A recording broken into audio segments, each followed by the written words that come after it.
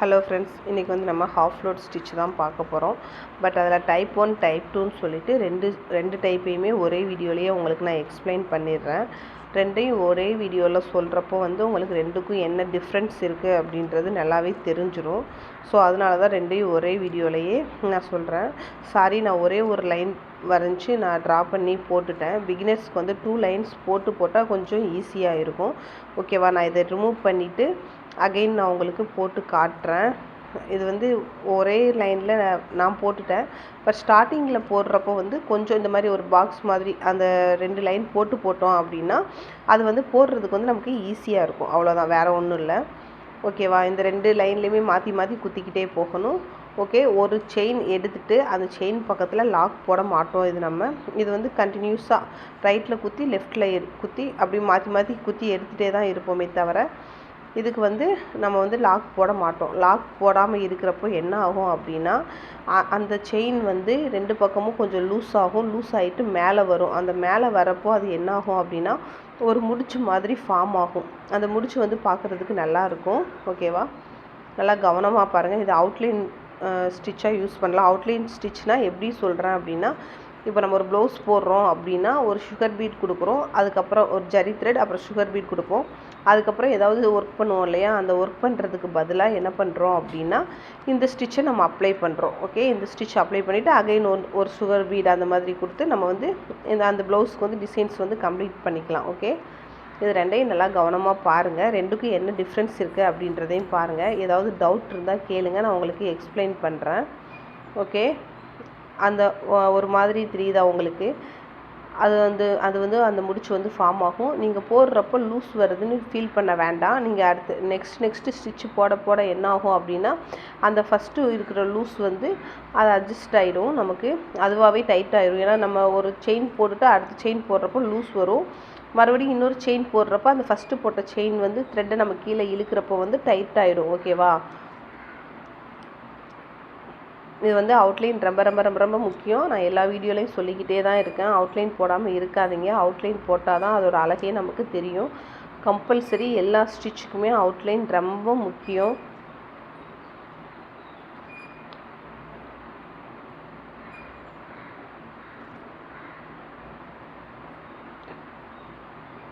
உங்களுக்கு வாய்ஸ் டிஸ்டர்பன்ஸாக இருக்குது அப்படின்னா வாய்ஸை ஃபுல்லாக மியூட்டில் போட்டுட்டு வீடியோவை மட்டும் பாருங்கள், அங்கே என்ன ப்ராசஸ் நடக்குதுன்னு சொல்லிவிட்டு.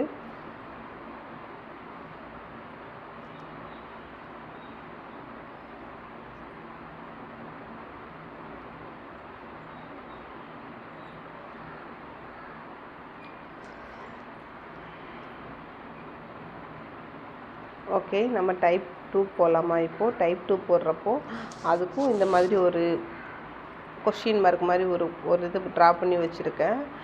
பட் அது என்ன பண்ணணும் அப்படின்னா நம்ம ஃபஸ்ட்டு போட்டது வந்து 2ஆக பிரிச்சுட்டு அந்த செயின் ஸ்டிச் மட்டும் போட்டோம். இதுக்கு என்ன பண்ணுறோம் அப்படின்னா நம்ம என்ன பிக்சர் ட்ரா பண்ணுறோமோ அதுக்கு மேலே ஒரு செயின் ஸ்டிச் போட்டுட்டு ஸ்டெம் ஸ்டிச் பண்ணியிருப்போம் இல்லையா? அந்த ஸ்டெம் ஸ்டிச் டைப்பில் தான் இது வரும்.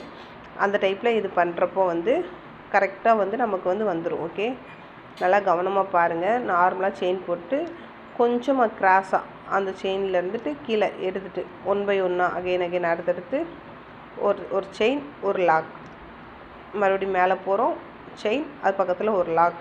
ஃபஸ்ட்டு டைப்பில் வந்து நம்ம லாக் பண்ண மாட்டோம். இந்த டைப்பில் வந்து நம்ம வந்து லாக் பண்ணுறோம். ரெண்டுக்கும் அவ்வளோதான் டிஃப்ரென்ஸ். ஓகே, கீழே போயிட்டு ஒரு லாக், மறுபடியும் மேலே வந்துட்டு ஒரு லாக். இதில் எந்த டைப் வேணாலும் நீங்கள் யூஸ் பண்ணிக்கலாம். நான் உங்களுக்கு தெரியணும்னு சொல்கிறனால 2 டைப்பையுமே நான் உங்களுக்கு போட்டு எக்ஸ்பிளைன் பண்ணிட்டேன். ஏதாவது டவுட் இருந்தால் கமெண்ட் பாக்ஸில் கேளுங்க, நான் எக்ஸ்பிளைன் பண்ணுறேன்.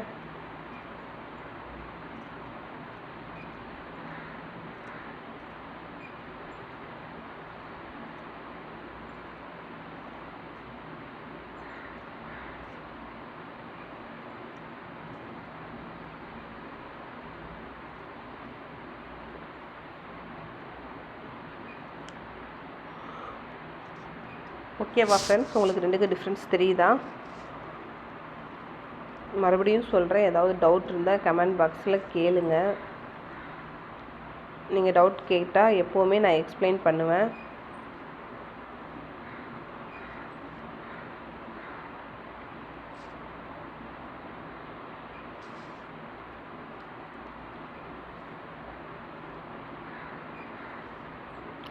இந்த ஷேப் மட்டும் ஒர்க் பண்ணாமல் நீங்களாக ஒரு பிக்சர் எடுத்து அந்த பிக்சர்லேயே அப்ளை பண்ணி பாருங்கள். எந்த மாதிரி பிக்சர் எடுத்து அப்ளை பண்ணால் நல்லாயிருக்கும் அப்படின்னு யோசிங்க. உங்கள் மைண்டை யூஸ் பண்ணுங்கள். ஓகே, எந்த மாதிரி கலர்ஸ் எல்லாம் கொடுத்தா ஒரு டிசைன் அப்ளை பண்ணால் நல்லாயிருக்கும், அந்த மாதிரிலாம் நிறையா யோசிங்க. ஒரு டிசைனருக்கு ரொம்ப முக்கியமே கலர் செலெக்ஷன் தான். ஓகே, கலர் செலெக்ஷன் கரெக்டாக இருந்துச்சுன்னா அந்த டிசைன் வந்து பர்ஃபெக்டாக நமக்கு வந்து வந்துடும்.